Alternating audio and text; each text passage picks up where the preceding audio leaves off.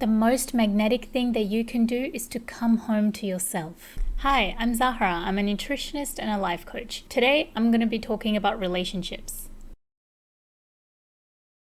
Have you found yourself in a situationship again? Or wondered why you're drawn to people who are familiar but not fulfilling? Listen, I've worked with women who feel like they're doing everything right. They're successful, they're self-aware, and even working on themselves. But when it comes to love, they feel stuck, anxious, and unseen. And the truth is, it's not about trying harder. It's about dating from a place of wholeness, not wounding. We often think that love is all about strategy, texting at the right time, or playing it cool sometimes. But love is deeply biological and somatic. You can't lie with your body and feel something else in your mind. Your nervous system, your hormones, your gut health, they all shape the way that you attract, attach, and nurture. So if your body is stuck in survival mode and you're desperate for that connection, you're not going to crave what's healthy, you're going to crave what's familiar. And so, that early period where things just feel really crazy, a nervous system that is dysregulated is going to interpret that as chemistry when it's actually just chaos. If your gut health is dysregulated, the hormones of dopamine and serotonin, things that make you feel good and make you feel motivated to go out and reach out and try and connect, you're not going to be able to be in touch with them as much. And especially if your blood sugar control is not so good, if you know that you're eating too much sugar in your diet, you're not going to recognize those signals of love and connection so easily because your body's just used to pleasurable hormones all the time through sugar.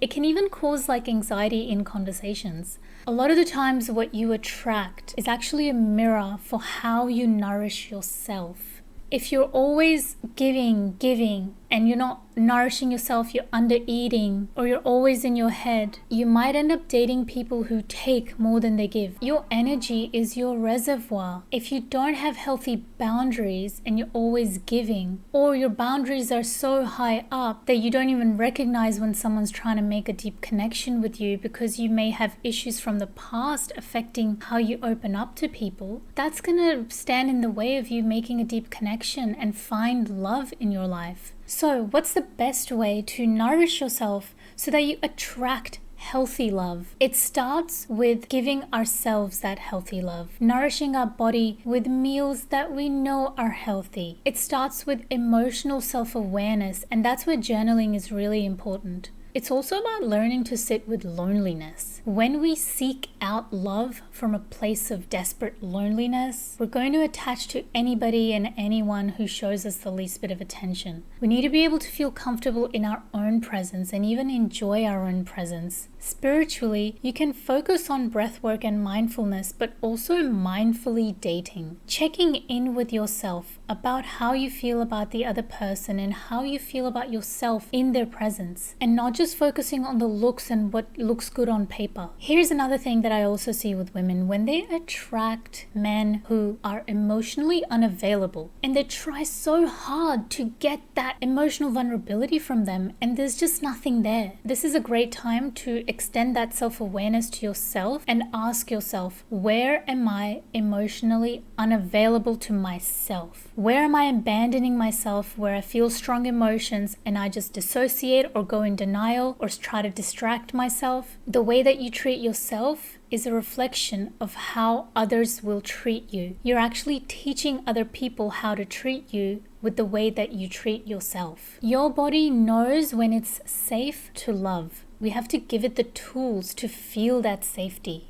not waiting for someone else to come into our space so that we are allowed to feel safe. Set those boundaries. Say no when you really feel it instead of trying to give and give.